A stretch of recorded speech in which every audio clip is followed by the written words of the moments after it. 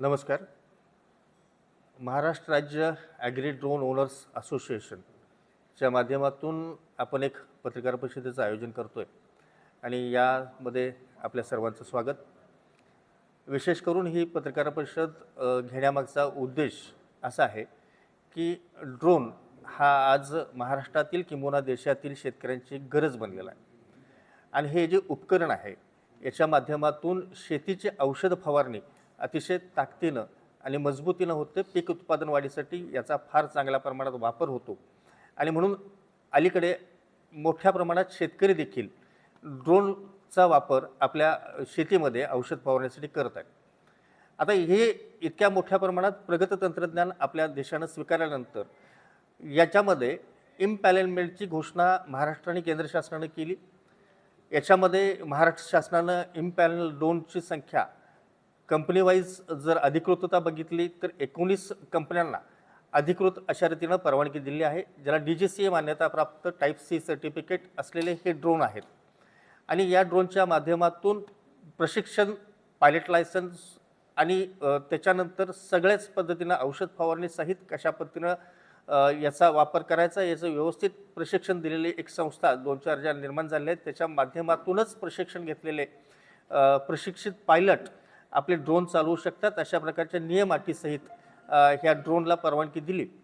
आता याच्यामध्ये सुसूत्रबद्ध पद्धतीने कामकाज चालू असताना याच्यावरती नियंत्रण आणि अंकुश ठेवण्याची जबाबदारी ज्या त्या जिल्ह्यातील कृषी अधीक्षक आणि तालुका स्तरावरील कृषी अधिकारी आणि गाव लेवलवरच्या कृषी सेवकांपर्यंत येऊन ही जबाबदारी असताना आता मात्र बोगस अशा प्रकारचे अनधिकृत ड्रोन वेगवेगळ्या राज्यातून तयार करून महाराष्ट्रातील शेतकऱ्यांना उद्योजक बनवण्याच्या हेतूनं बोगस प्रमाणात विकले जात आहेत आणि त्याला आमच्यातला बराचसा शेतकरी याला बळी पडला जातो आहे.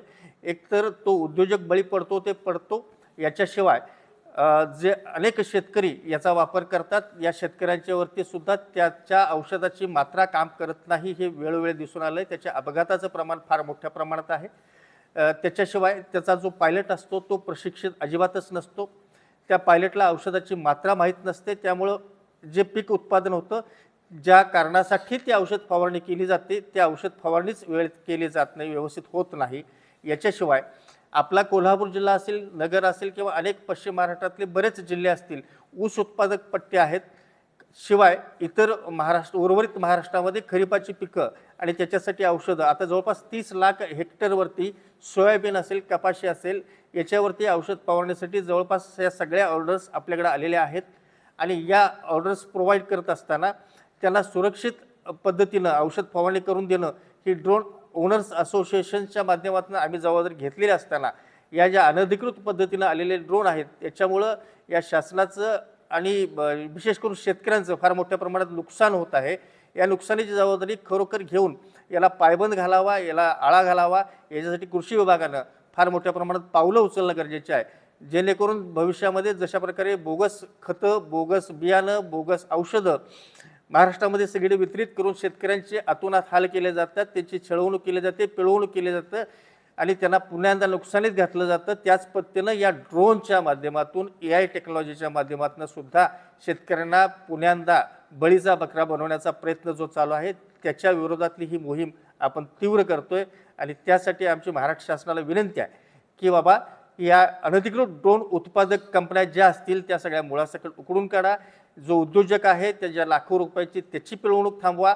अधिक शेतकऱ्यांचं, शेतीचं किंबहुना ग्राहकांपर्यंत पोहोचणाऱ्या अन्नधान्याचं नुकसान थांबवावं ही विनंती करण्यासाठीच ही पत्रकार परिषद आहे.